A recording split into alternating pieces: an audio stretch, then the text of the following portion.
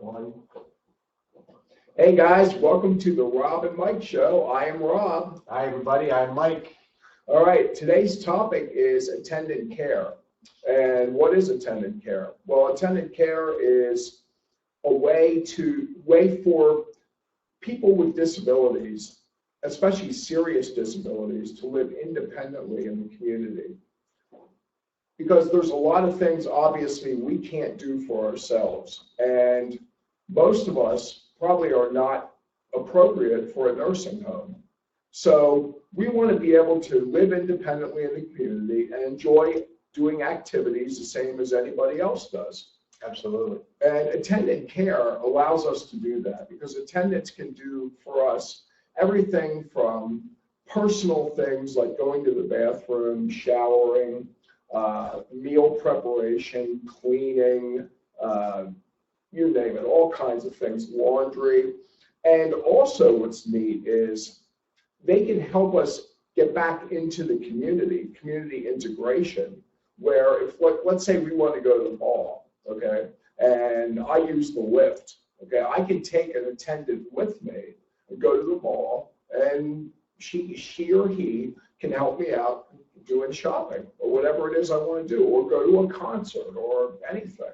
Right, I think community integration is a really big thing. We talked about this offline a little bit. It's one of the bigger buzz terms, if you want to call it that, especially coming out of COVID right now. Sure. It's getting people reintegrated into community, doing some of the things that they've always done. Right. Rather than, we talk about being in a nursing home. We're not appropriate for being in a nursing home. But if you're sitting in your home doing nothing all day, what's really the difference? That's right. It's sort of the same thing. Right. You feel isolated. You feel like you can't do anything. You feel like your disability is sort of consuming you, in a way. And I know I felt this way with COVID. We were talking about in 2020 when COVID really hit and nobody knew what this thing was. And everything was getting shut down. I remember when the churches shut down. That's where it really hit me. That's where I really felt isolated, and I was like, wow, what is going on here, Right. The beauty of the attendant care program in Pennsylvania is that there's a couple different models that people can choose from. Sure. Here at CRI, we are under what's called the agency model. So we actually have direct care worker staff here, not on the premises, but we train direct care workers to go out into the community and help people. A lot of times people on agency model are those who don't have any family members or friends who are going to help and take care of them. On the other hand, you've got what's called participant directed model, where the participant gets to choose the person who's going to take care of them. So it's not about giving somebody a job, it's about being comfortable with the person that you hire to work for you. And I think, if I'm not mistaken, your participant directed model? Yes. So Rob has somebody come in that he knows and he's comfortable with, that can help him with all the things that he was talking about before. So it's really nice to have a couple different options to choose from. Well, I wanted to ask you, along those lines, Mike, I wanted to ask you, is one better than the other? Is there, like, what are the advantages? I don't think one is any better than the other. I think that the nice thing, there are pros and cons to both. Okay. I'm obviously not going to, off the top of my head, think about what all the pros and cons are for each. But participant directed model is great because, like you said, it's somebody that you know, it's somebody that you're comfortable with, it's somebody that you can schedule to come when you want that person to come. The problem is, let's say, for instance, that person who's working with you gets COVID, and you don't have somebody as a backup. Sure. What do you do? If you're somebody who needs help to remain independent, and you don't have that aid there helping you, what are you going to do? Right. On the other hand, you've got agency model, where if you're with an agency like CRI, you're always going to make sure that you're staffed. It might not be the same person every day. It might not be somebody you're comfortable with, but you're always going to have somebody there at the times. And it's exact times. You're scheduled from this time to this time. Sure. You're not changing constantly. So are there pluses and minuses? Absolutely. I think the state would look at it and say participant directed is good because of the whole idea of consumer choice. Sure. I've seen over the years a little bit of fraud in participant directed model with people just doing things, just not getting the assistance, still collecting the money.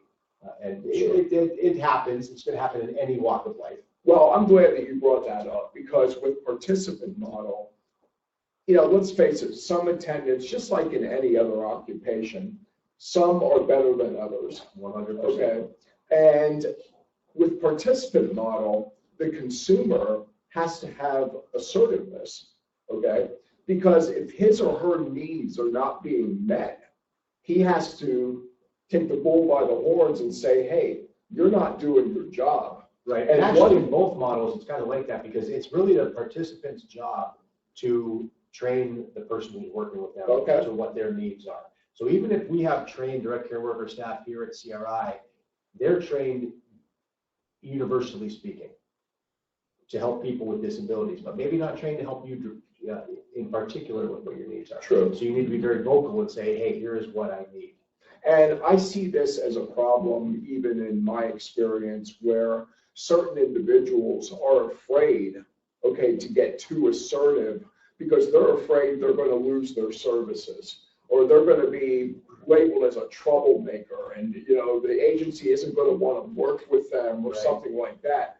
And I think some of these people need to be educated that, hey, that person is getting paid to work for you so that you can be independent and you don't have to worry about taking a shower and whatever else you need to do. Right. Okay, so you need to, if things aren't going right, here's the person you need to call, your case manager or whoever. Right, you've got a service coordinator, you've got a case manager, you've That's got right. an agency model scheduler, there's a variety of people that can be called to provide that assistance.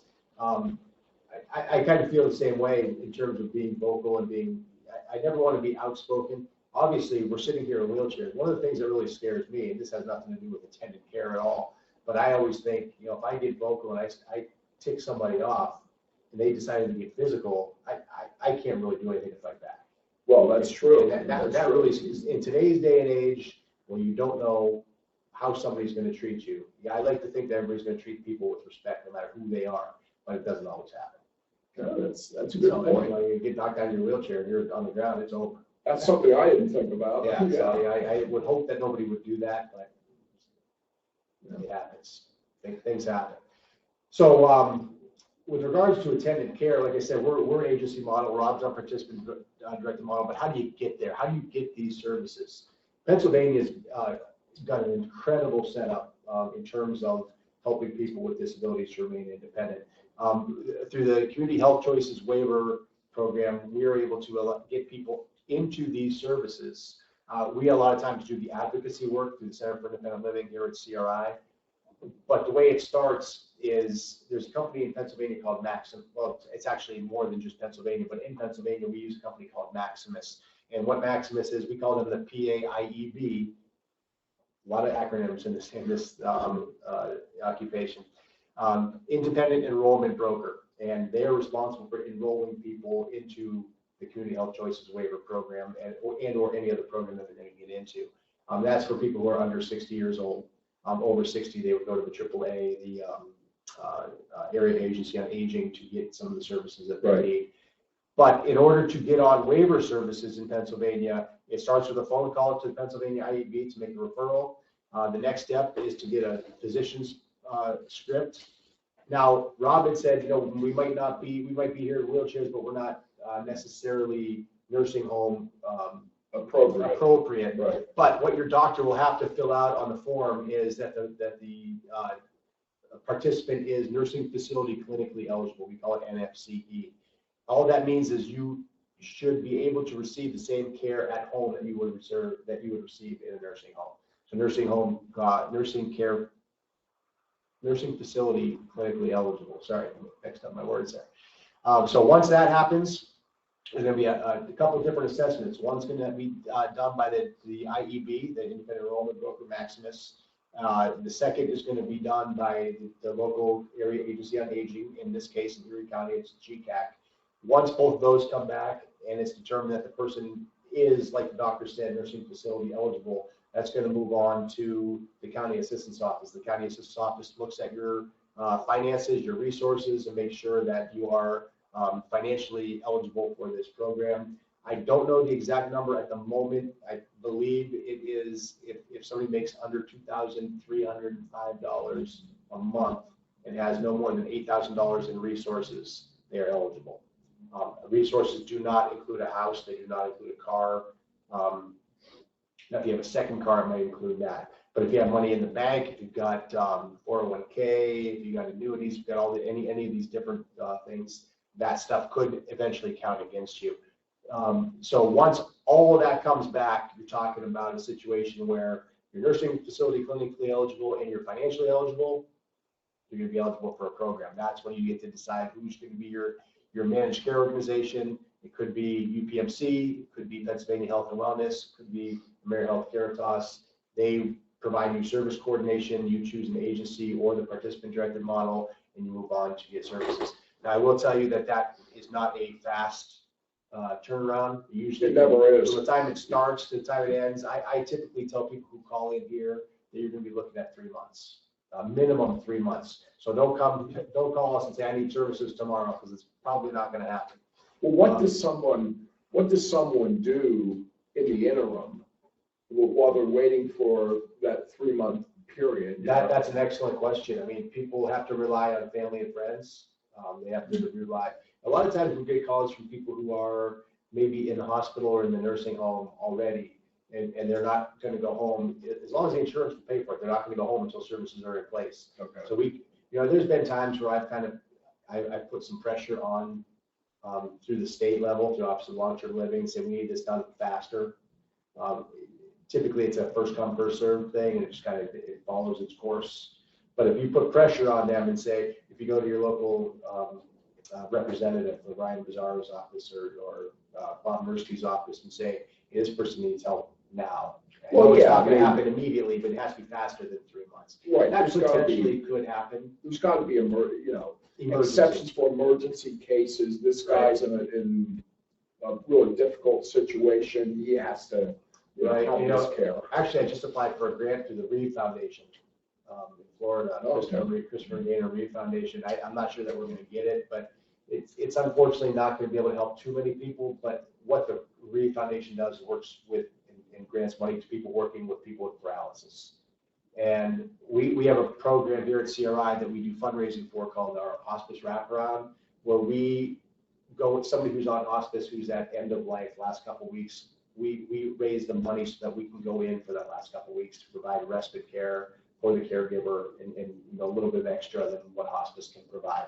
That's great. What we're doing through the Reeve Foundation, if we get this funding, is we'll be able to help some people in that interim period, people with paralysis. So say, for instance, I call up and I need assistance right now. We can maybe provide a little bit of care in that 3 month wait in that window, 15 to 20 hours a week to people as they're waiting for these services to get in place. But that's a great question. What do you do in the meantime? How do you survive? Well, sure, because the person who needs attendant care, I'm sure they're not aware that there's a 3 month waiting period. Right. They just know that they need the care for whatever the activity is. Exactly. It's unfortunately it's not a perfect science. They always have to cross their T's and dot their I's and make sure everything's right at the state level. I mean, think about the funding is it's waiver, which means the fee is waived. So there's no money being paid for these services. Sure. So they're all free, and they want to make sure that if it's a service that's given for free, they want to have everything correct. Yeah, I mean, people with disabilities living independently in the community is a great ideal. Okay, but that doesn't mean it's a perfect system. Okay, I mean, there's no perfect system. That's right.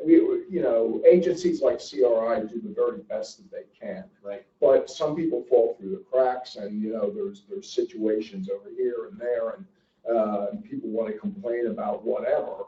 But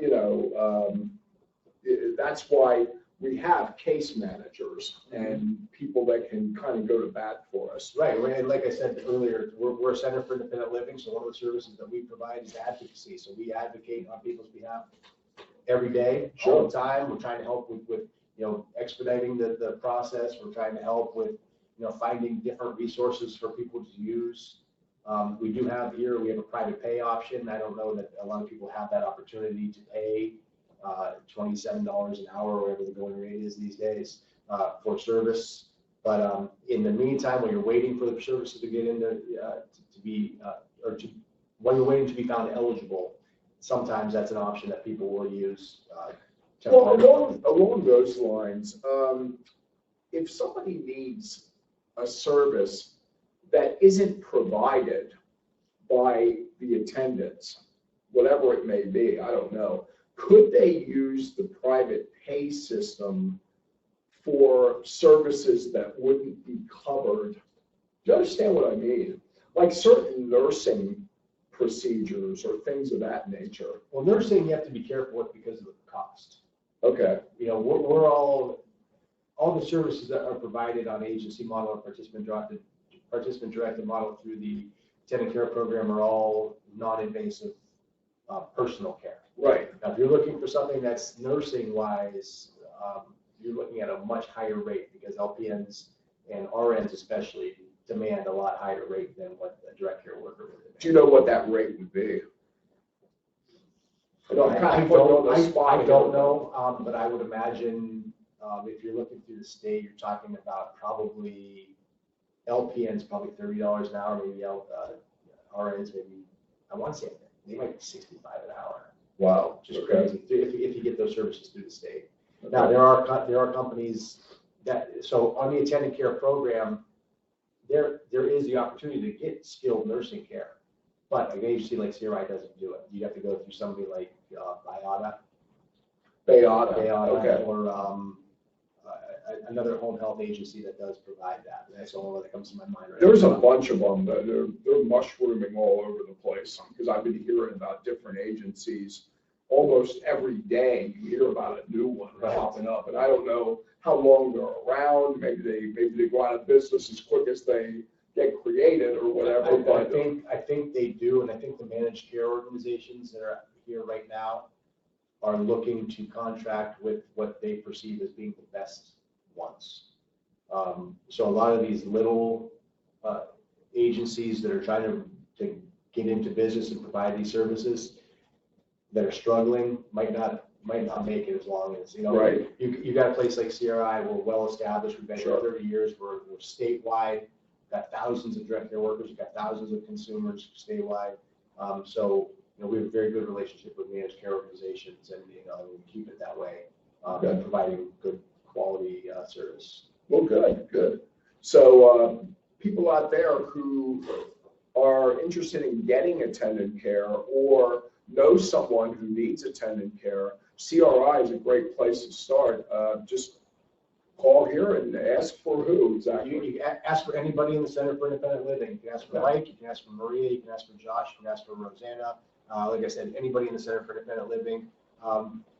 We'll help you with that first call. I know Rosanna's been very good in the past, and Maria and Josh are doing a lot of it now, where you make a three-way call to Maximus, and then so it'd be the potential participant, one of our staff with somebody from Maximus. Now you've got three people on this phone call, so that we can stay in touch with Maximus to find out what's going on with that case, and then we can advocate for that person for this thing to move along quicker. And that's good because the process can be intimidating.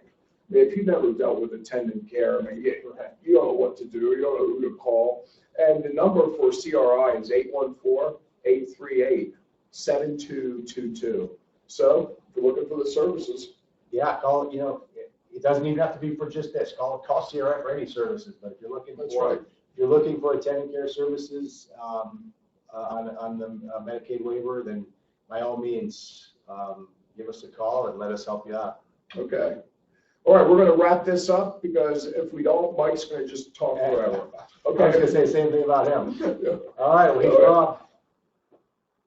And he is Mike. All right. I forget his name. Until next time. Thank you, guys. All right, bye-bye.